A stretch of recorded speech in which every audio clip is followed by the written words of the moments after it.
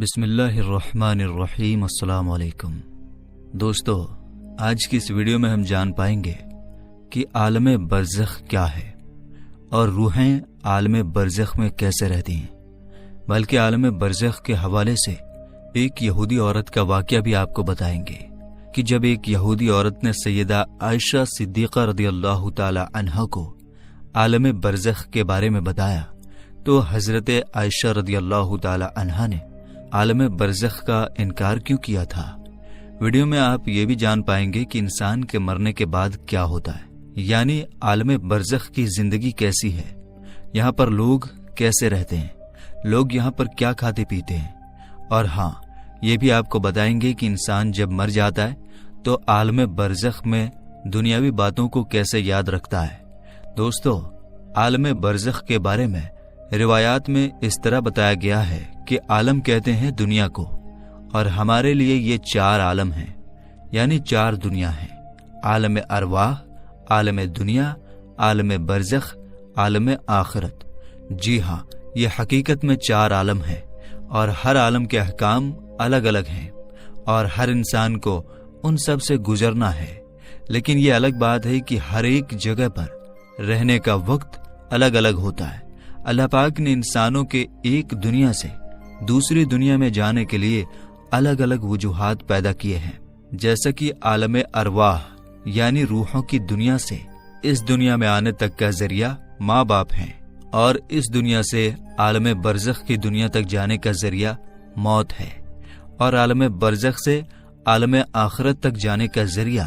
سور ہے جو حضرت اسرافیل علیہ السلام پھونکیں گے۔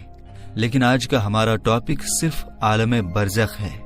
میرے دوستو، برزخ کے لفظی معنی آڑ یا پردہ کے ہیں۔ انسان کے موت سے لے کر میدان محشر قائم ہونے تک کا وقت برزخ کہلاتا ہے۔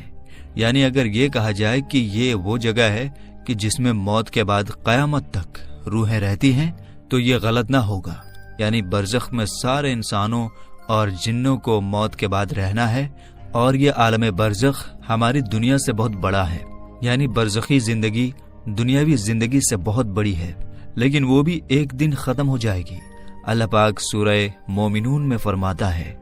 اور ان کے آگے ایک آڑ ہے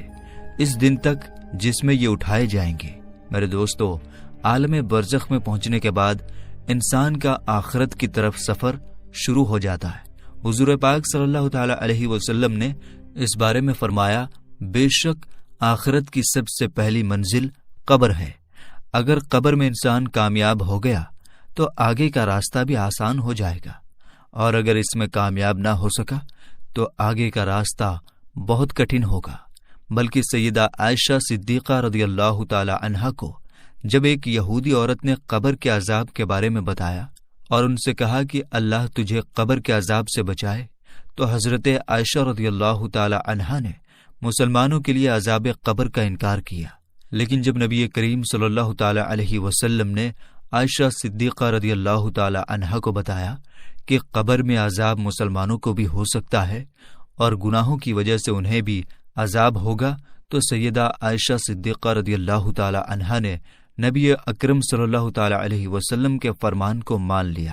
یہ واقعہ حدیث کی بہت ساری کتابوں میں ملتا ہے، جس کی ڈیٹیل کچھ اس طرح ہے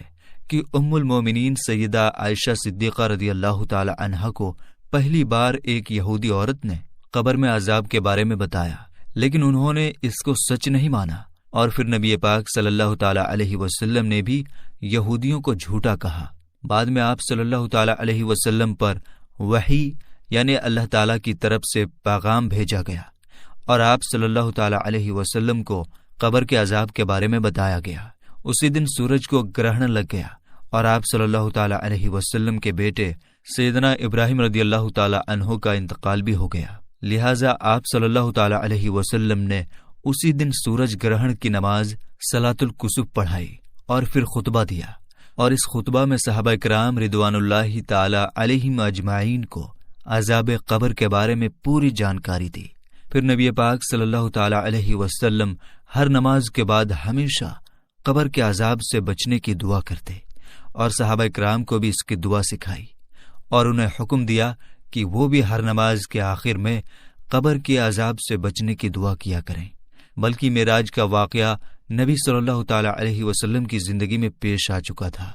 اور معراج میں آپ صلی اللہ تعالی علیہ وسلم کو نافرمان انسانوں کو عذاب دیے جانے کے کچھ منظر دکھائے گئے تھے۔ نبی صلی اللہ تعالی علیہ وسلم عذاب جہنم اور عذاب قبر دونوں سے پناہ مانگا کرتے تھے، اور اسی طرح آپ صلی اللہ تعالی علیہ وسلم نے واضح فرما دیا کہ عذاب جہنم اور عذاب قبر دونوں الگ الگ حقیقتیں ہیں۔ بلکہ حضور صلی اللہ تعالی علیہ وسلم نے فرمایا کہ جب انسان کا انتقال ہو جاتا ہے تو اس پر صبح و شام اس کا ٹھکانہ دکھایا جاتا ہے۔ اگر وہ جنتی ہے تو جنت والوں کی جگہ، اور اگر جہنمی ہے تو جہنم والوں کی جگہ اس کو دکھائی جاتی ہے۔ پھر کہا جاتا ہے کہ یہ تیرا ٹھکانہ ہے، یہاں تک کہ اللہ تجھ کو قیامت کے دن اٹھائے گا۔ میرے دوستو، جب روح عالم برزخ میں پہنچتی ہے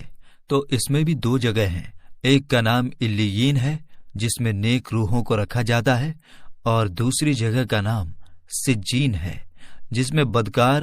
گنہگار اور کافر روحوں کو رکھا جاتا ہے۔ تمام روحیں قیامت کے دن تک یہیں پر رہیں گی،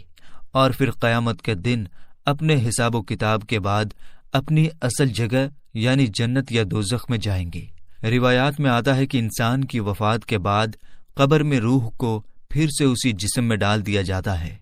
جہاں پر دو فرشتے منکر و نکیر سوال و جواب کریں گے۔ اگر سوالوں کے جواب صحیح رہے تو پھر آسمان سے آواز آتی ہے کہ میرے بندے نے سچ کہا،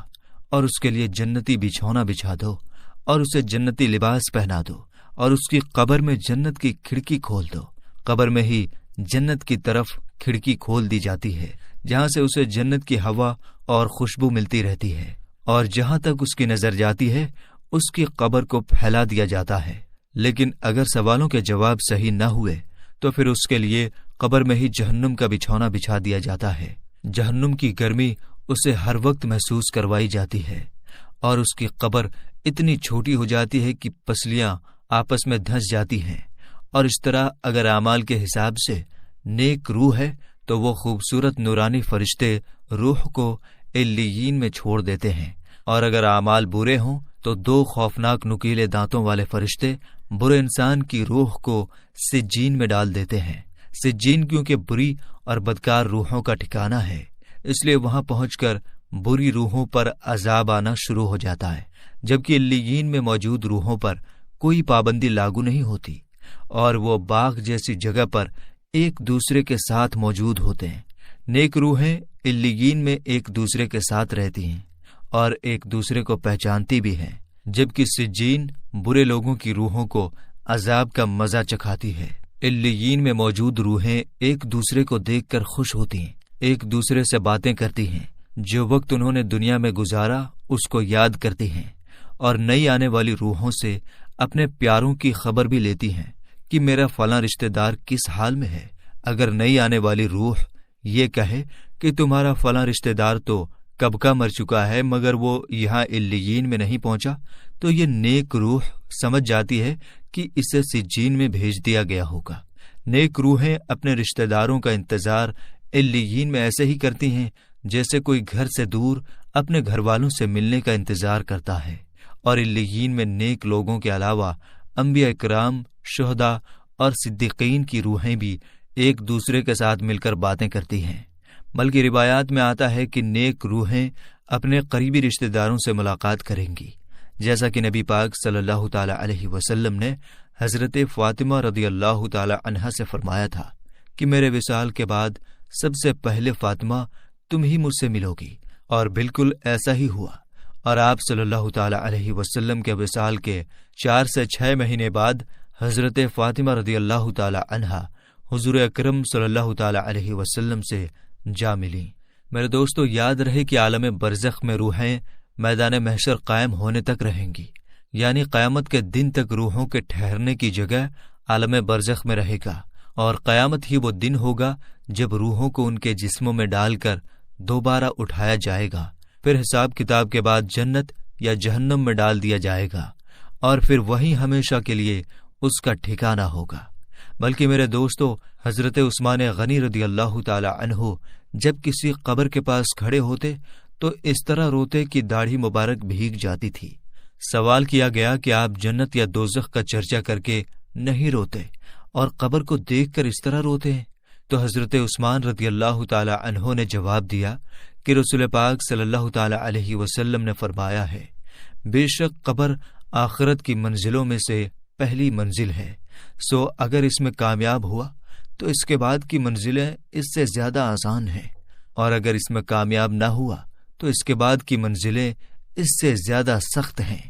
حضرت عثمان رضی اللہ تعالی عنہ فرماتے ہیں کہ اللہ کے رسول صلی اللہ تعالی علیہ وسلم نے ارشاد فرمایا، میں نے کبھی کوئی منظر قبر کے عذاب سے زیادہ سخت نہیں دیکھا، بلکہ حضرت ابن عباس رضی اللہ تعالی عنہ سے مروی ہے کہ حضور اکرم صلی اللہ تعالی علیہ وسلم مدینہ یا مکہ کے کسی باغ سے گزرے، اتنے میں دو انسانوں کی آواز سنی جن کو قبر میں عذاب دیا جا رہا تھا۔ نبی کریم صلی اللہ تعالی علیہ وسلم نے ارشاد فرمایا، ان دونوں کو عذاب ہو رہا ہے،